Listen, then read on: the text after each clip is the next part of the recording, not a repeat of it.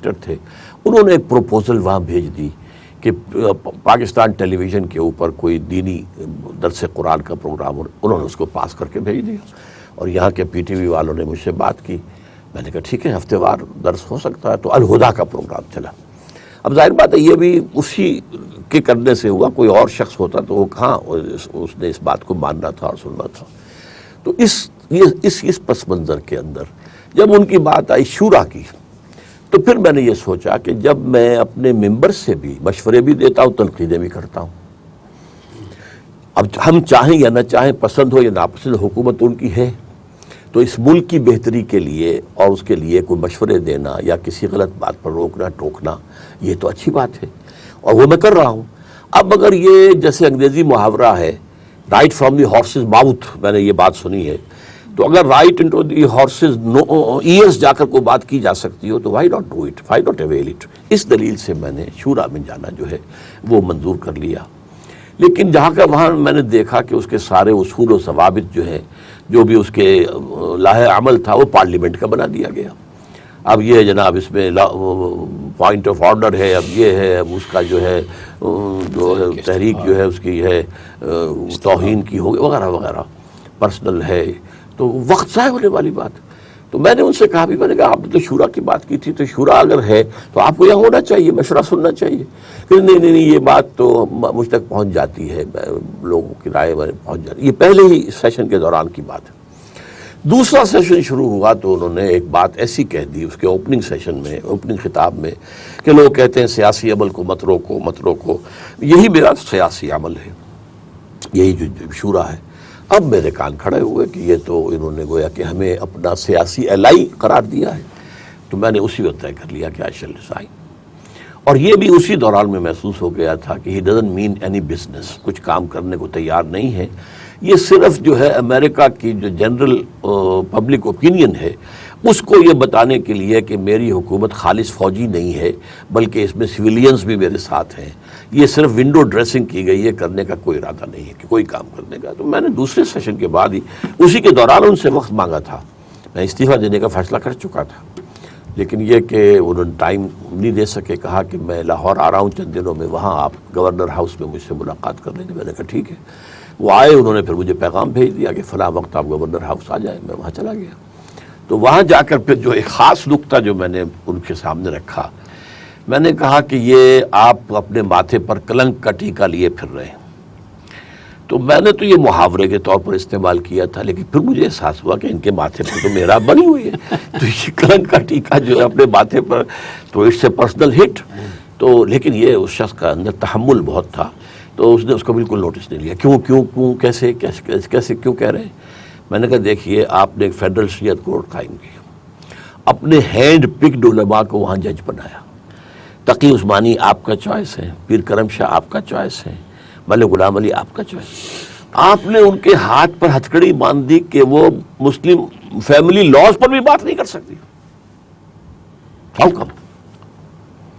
میں یہ نہیں کہتا کہ جو میں کہتا ہوں وہ آپ کریں، میں نہیں کہتا، لیکن آپ اپنے ٹرسٹڈ جو علماء ہیں ان کو آپ نے بٹھایا ہے، ان کی ہتھکڑی کھول دیں۔ اچھا یہ بھی میں نے کہا غلام احمد پرویز اس وقت تک زندہ تھا،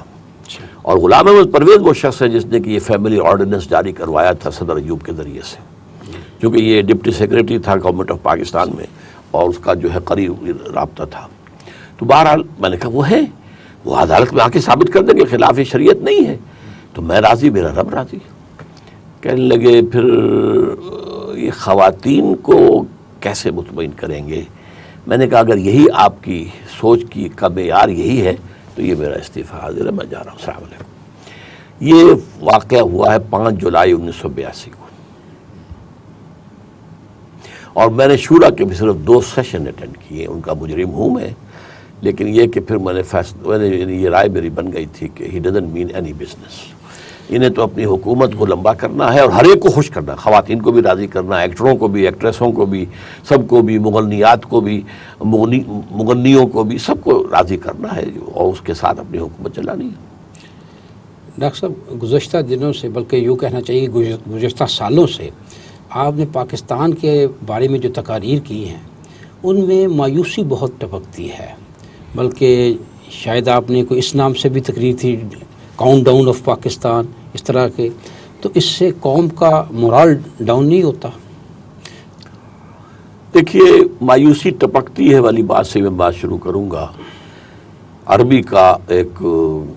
کہاوت ہے کہ ظرف میں جو ہوتا ہے وہی ٹپکتا ہے۔ اب میرے ذہن میں جو کچھ ہے وہی باہر آئے گا۔ میں واقعتاً جو فیکٹس آن دی گراؤنڈ ہیں اس کے اعتبار سے پاکستان کے مستقبل سے مایوس ہو چکا ہوں، اور میری اس پر جو ہے وہ کوئی مائکرو اکنامکس کی بنیاد پر یا کچھ چھوٹی چھوٹی باتوں پر نہیں ہے، بلکہ دو میکرو بنیادیں ہیں، بڑی بنیادیں، کہ پاکستان کے قیام کے دو موٹیوز تھے، ایک منفی ایک مثبت۔ منفی تھا ہندو کا خوف، ہندو کا ڈر، ہندو ہمیں ایکسپلائٹ کرے گا، دبائے گا، بروٹ میجورٹی جو ہے اس سے وہ ہمیں سپریس کر دے گا، ایکسپلائٹ کرے گا، خوف تھا۔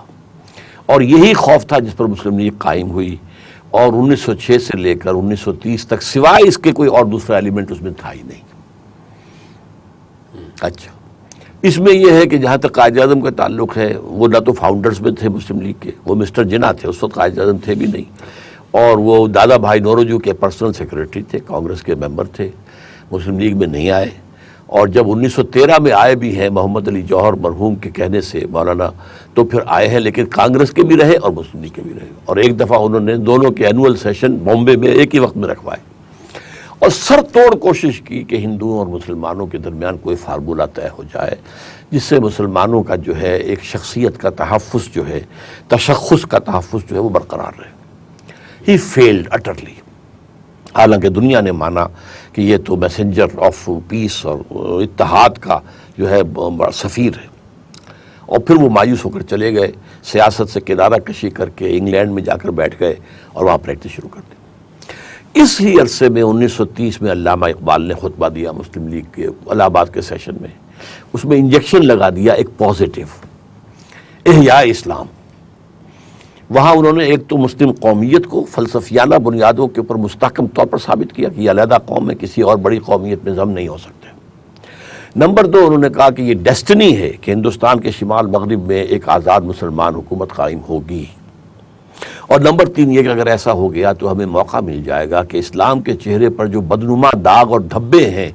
جو دور ملوکیت، جو لفظ استعمال کیا عرب امپیریلزم کے دور میں آ گئے تھے، انہیں ہٹا کر ایک صحیح اسلام کی تصویر دنیا کے سامنے پیش کر سکے۔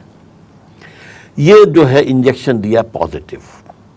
اس کے بعد 1932 میں علامہ اقبال گئے انگلینڈ، وہ دوسری گول میز کانفرنس کے اندر شرکت کے لیے، حالانکہ مسٹر جناح موجود تھے لندن میں، وہ اس میں شریک نہیں تھے کہ وہ سیاست چھوڑ چکے تھے، لیکن ذاتی ملاقاتیں ان کی ہوئیں۔ اس میں انہوں نے وہی انجیکشن جناح صاحب کو لگایا، اسلام کے احیاء کی بات کرو، اور ہمیں تو یہ کام کرنا ہے کہ اسلام جو ہے وہ ایک نظام ہے، اس کو جو ہے دنیا میں قائم کیا جائے۔ اور اس بنیاد وہ انجیکشن جو لگا ہے یہ پازیٹیو انجیکشن تھا، جس کے نتیجے میں پھر وہ مسٹر محمد علی جناح واپس آئے ہندوستان، اور یہاں آ کر ان کی بہت ہی ان کا قرب جو ہے رہا علامہ اقبال کے ساتھ۔ اور اب انہوں نے 1937 سے لے کر 1947 تک اسلام کا راگ الاپا، بلکہ میں نے ایک دفعہ یہ لفظ استعمال کیا پہلے بھی کہ اسلام کی قوالی گائی۔ قوالی میں ریپیٹیشن ہوتی ہے، تکرار ہوتی ہے۔ تو یہ بات جو ہے میرے بارے میں ایک صحافی نے کہی تھی کہ ڈاکٹر صاحب تو قرآن کے قوال ہیں، تو آئی ایکسیپٹیڈ اٹ، کہ بہت اچھی بات انہوں نے کہی ہے کہ واقعی میں درس پر درس دے رہا ہوں، دیے چلے جا رہا ہوں، ریپیٹ کر رہا ہوں، ہر سال میں کر رہا تھا دورہ ترجمہ قرآن، تو ٹھیک ہے، کوئی مجھے قرآن کا قوال کہے تو میں اس کو بہت ہی ود تھینکس قبول کرنے کو تیار ہوں۔ یہی بات کہی تھی اقبال نے اپنے بارے میں۔ اقبال سے مولانا محمد علی جوہر نے کہا، اس کے راوی مولانا اصلاحی صاحب تھے اس واقعے کے، لیکن علامہ اقبال کے فرزند ڈاکٹر جاوید اقبال نے بھی تصدیق کی ہے کہ مولانا محمد علی جوہر نے کہا، اقبال ذرا منہ ادھر کرو، میں تمہارے منہ پر تھوک دوں، تمہارا ایک شعر پڑھ کر میں مسلمان ہو گیا اور تو کافر کا کافر رہا۔ اس پر علامہ نے کہا کہ مولانا اگر قوال ہی کو حال آ جائے تو قوالی کیسے چلے گی؟ تو بہرحال میں اس اعتبار سے کہتا ہوں کہ قائد اعظم نے پھر 10 سال قوالی جو ہے وہ کی ہے اسلام کی، اور اس سے وہ کرنٹ دوڑ گیا، نیگیٹو پازیٹیو دونوں تاریں ملتی ہیں تو کرنٹ چلتا ہے، سوئچ آف آن کرتے ہیں تو آپ وہ جڑ جاتا ہے تعلق نیگیٹو پازیٹیو کا، آف کرتے تو کٹ جاتا ہے، اس سے پھر پاکستان وجود میں۔ اب کیا ہے جو